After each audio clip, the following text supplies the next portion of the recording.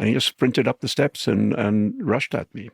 Would you mind telling us your memory of seeing the assailant? Yeah. Well, we had just come out on stage. The Chautauqua Institution is this very pretty, beautiful, peaceful place in upstate New York. It's almost in Canada. It's right up near Lake Erie, which is the border. And it's kind of sylvan and peaceful and full of silver-haired liberal retirees. Nobody locks their door. It's the last place on earth where you'd expect an act of violence to occur. And so there's this amphitheater space, which is actually quite large. I mean, it seats like 4,000 people, but on this occasion, there are probably 1,500 people in the audience. And it's summer morning, beautiful day. And we had just come out on stage to have a conversation about my friend Henry Rees, who runs an organization in Pittsburgh, Pennsylvania, which gives refuge to writers from various parts of the world who need refuge. And he's been doing it for 20 years. So they were celebrating the 20th anniversary of his project. And so I was there for him. I wasn't there to talk about me. I was there to talk about him. And we just come out and been introduced and sat down in our chairs. And I saw this person get up from the auditorium, not very far back, about 6 or 7 rows back, wearing dark clothes and wearing a face mask, a black COVID face mask. And he started running.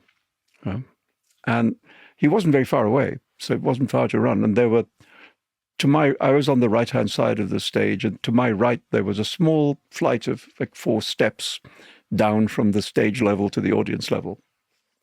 And he just sprinted up the steps and rushed at me. And I had a pretty good idea of what it was. And, he obviously wasn't coming to ask for my autograph. You recount in the book that idea of, oh, it's you, that sort of familiarity of, oh, this has come at last. Yeah, because back in the early days, after the initial threats, obviously I had thought about it. I thought about the possibility of an attack like that happening. And then I'd stopped thinking about it. Because, I moved to New York City in just after the millennium, like January 2000. And I'd been living there at that moment for more than 23 years. And I'd been leading the ordinary life of a writer. I'd been doing things that writers do. I'd been going on book tour, I'd been doing readings and going to literary festivals and giving lectures and writing books. But there had never been a moment of trouble. It had always been perfectly normal. And so I thought, okay, that's over.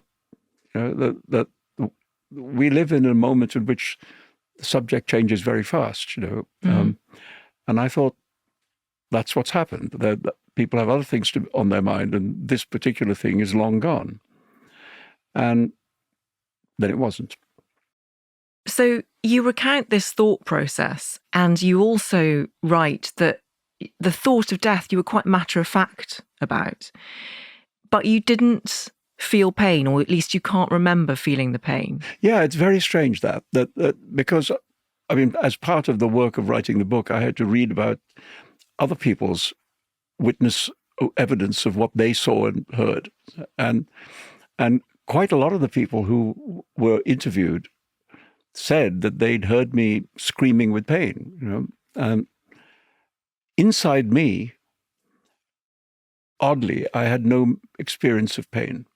So I have no memory of pain, and it's, I guess, some kind of shock reaction, that shuts down your perception. So I remember, being on the ground and seeing a lot of blood and seeing people rushing to help. What I don't remember is pain. So there's this curious disconnect between outside me and inside me, and so I tried to write about that. And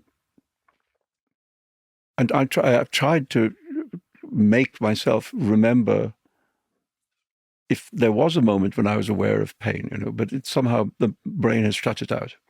You do, however, remember as part of your extensive rehabilitation process, your eyelid being sewn up and that being excruciating. Oh, yeah.